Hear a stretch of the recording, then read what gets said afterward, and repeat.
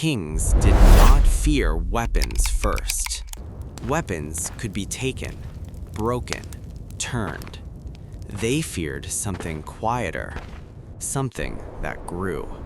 Hair was dangerous because it obeyed no ruler. It did not recognize borders. It did not kneel. A sword could be forged overnight, an army trained in months, a crown placed in seconds.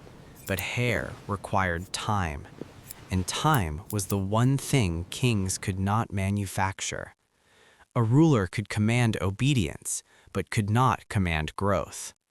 That difference terrified them, because hair carried memory, not written memory, lived memory. Every uncut head was a reminder that authority once came from endurance, not decree.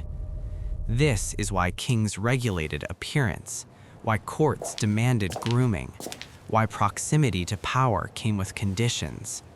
To stand near the throne, you had to interrupt yourself. Hair had to be trimmed, beards shaped, wildness reduced to symmetry. Order was visual before it was legal. The unshorn were unpredictable. They did not visually affirm the ruler's dominance.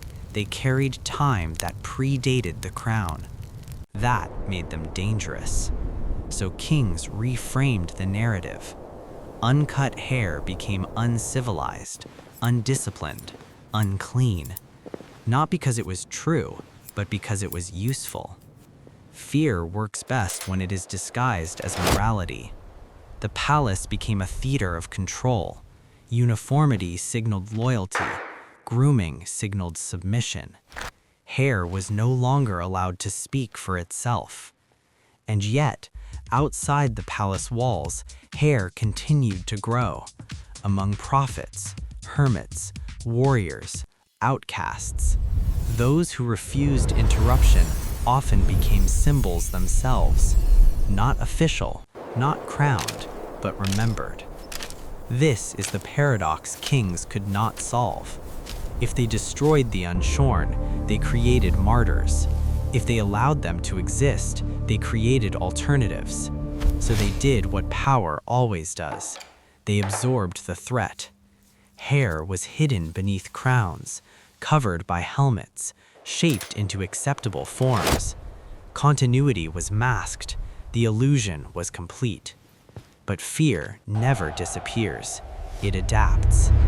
Even today, authority still polices appearance, still equates control with respectability, still distrusts what cannot be standardized. Why does leadership still look groomed? Why does rebellion still look wild? Why does freedom still appear uncontained? Because kings were never afraid of hair itself. They were afraid of what it proved. That power once belonged to those who lasted, that authority once grew slowly, that time itself used to rule. Hair was evidence of a past where kings were unnecessary, and that truth can never be fully erased. In the next episode, we will uncover the moment continuity was finally replaced, the day crowns replaced continuity. If this unsettled you, it is because fear always leaves echoes. Subscribe to continue unlocking what rulers tried to control. Comment, What threatens power more, weapons or memory? Share this with someone who understands that silence can rule longer than force. This is Primelock. The fourth lock is open.